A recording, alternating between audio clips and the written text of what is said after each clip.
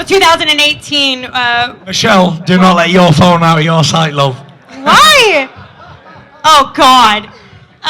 2018 was, had a lot of highs and lows. But look at you. You look in great shape. I have to say, you impressed not just myself, everybody else, and you've proven that when you set your mind to something, you can achieve it. How does it feel when you reflect back on just a year ago? Like literally just 12 months ago. And you were what? How many pounds heavier? I'm sorry, I know you guys say stone out here, but what is it? For you, in American pounds, I was 140 pounds heavier. And for everybody else in here, I was 10 stone heavier than I am today. I was 18 I'm 18 stone now. Tyson, that's impressive. And this time a year ago, I was 28 stone. Wow. So I've lost 10 stone in the meantime. It's been a hard battle, to be honest, but it's been one that's been worth it. I've turned my life around, and no, I didn't just do it for myself. Like I say, I did it for people out there to show them that it can be done. And just to say, like, never give up on what you want in your life, and there's always if there's a will, there's a way, and anything is possible, because many people saw me when I was fat and out of shape and depressed and full of anxiety. I wasn't a great person to be around. I was negative all the time and just horrible. It was a horrible thing to see, and after experiencing it for two and a half years, to be in the lowest place that for me I could ever be, to come back from that, it's just been like a fairy tale story. And I hope to keep continuing to inspire people and motivate them, because I don't know if we've got any pictures, but if we showed them a fat me person and today they'd think, fucking hell, that ain't the same person. Can't be. But it is, it's true. It wasn't easy. It was very, very hard, and there wasn't one day that went by that I didn't want to quit every time. I thought, I'm happy to be a fat man, then 2 seconds later I thought, no, I've got to keep going, I've got to keep going. What was the aha moment for you when you knew, I got to change my life, I got to change the course?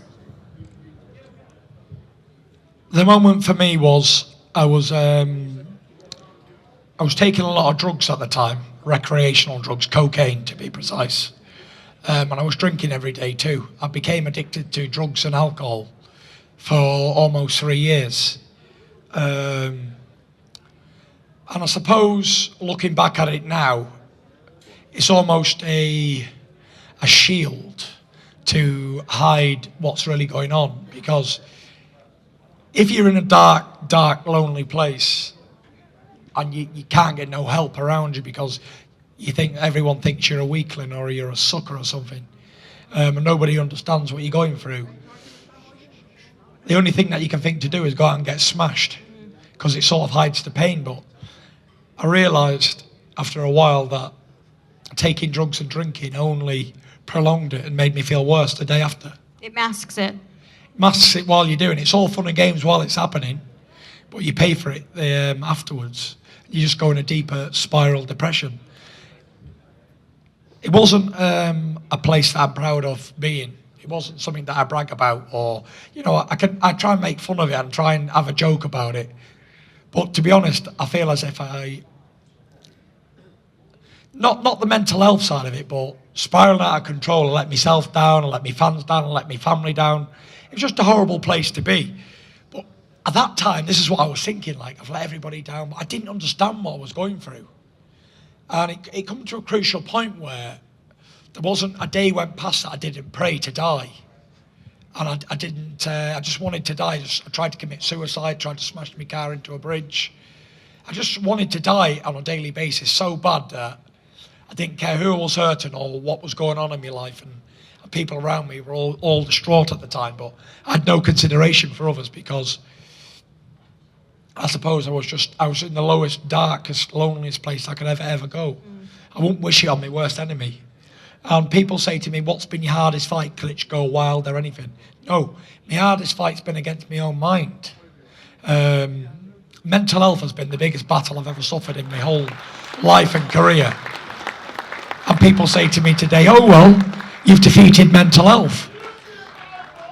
I haven't. You can never defeat it. it's something that stays with you throughout your whole life. But I think we just got to maintain and manage and learn to cope with it. Because what I do is I set myself short-term goals, and I don't look past a few days in my life. So people could say, "Oh, what are you doing next week or the month after?" And I don't know. I don't know if I'm going to make it that far. I only live one day at a time. And I find it, if I give myself short-term goals and things to achieve, little things, I don't mean massive goals or nothing, I just mean little things where I hit a weight target, or I run a certain distance, I do a time, or whatever I want to do like that, then it makes me feel good. But if I don't train for 2 or 3 days, I find myself back in the height of depression, thinking life ain't worth living anymore, and what's it all about, and all these negative things. So that's why I train all the time, and that's why I continue to train on a daily basis. And I think to myself, more than anything, I thought I'd been brought back to boxing for a purpose. One reason, because it's a massive platform to spread the word on mental health. And another thing, I've been brought back, I believe, to show the world that anything is possible if you want it enough. And you can change, because whatever anybody's going through at the moment, I can honestly say I've been there and done it. And there is light at the end of the tunnel. There is help around the corner. And I didn't do it on my own.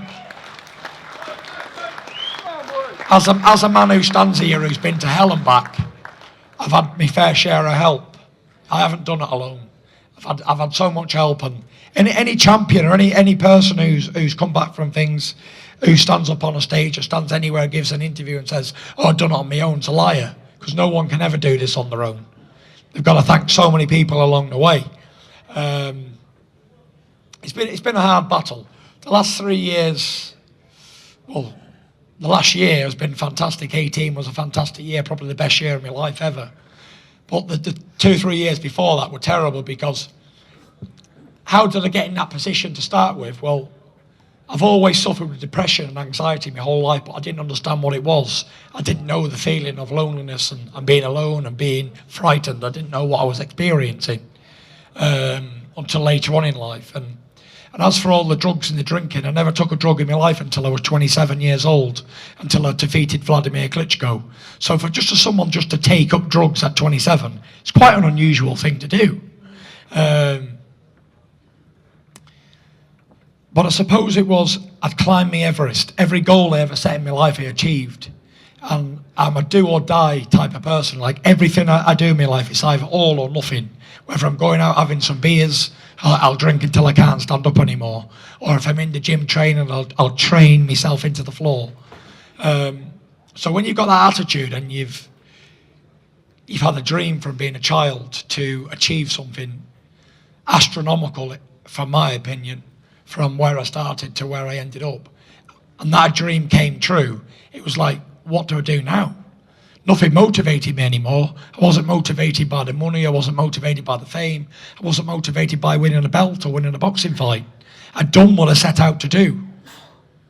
From being that little boy, 7 years old, to being a man 20 years later and defeating a long-reigning super champion, a man who I grew up watching on TV, and defeating him and taking his throne, it was like, that was it. That was the be-all and end-all of my life. And after that moment, I'd done an interview before that fight, and he said, "Oh, if you win, what will you be doing? Like, what will you do? Buy this, buy that?" I said, "I'll tell you what I'll be doing. I'll be highly depressed for the next 3 years." And it was true. I knew it was coming, because knowing the way I am and the way I live, it was like, it was almost inevitable for me to have a downfall after achieving my lifetime's dreams. And everyone would think like, well, you've achieved what you always wanted to do. You got there, and then wasn't you happy? And the answer to that question is no, I wasn't. I wasn't happy. I was very, very sad. I was happy for about 30 seconds until I got back to the hotel room, and I thought, what am I going to do now in my life? I boxed all my life. I didn't know anything else. Well, now it's all over. I've got nothing to strive for anymore. I'm not interested, because I never wanted to be one of these people defending belts and oh, I want to be remembered as a great champion boxer and all that. I didn't, and I still don't. I'm just a normal person who does what he does, fights. I ain't really interested in all the rest of the stuff that comes with it.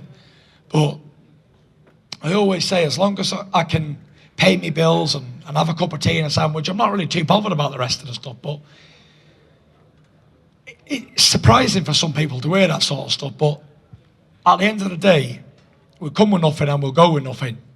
And the most important things to me is keeping fit and healthy and well. And I get asked the same question all the time. What do you want to do in the next couple of years? Who do you want to fight? What's the plan? Where do you see yourself in a few years? And it's like, I just want to be happy. That's the most important thing to me. I want to be happy and healthy, and anything else after that is a bonus.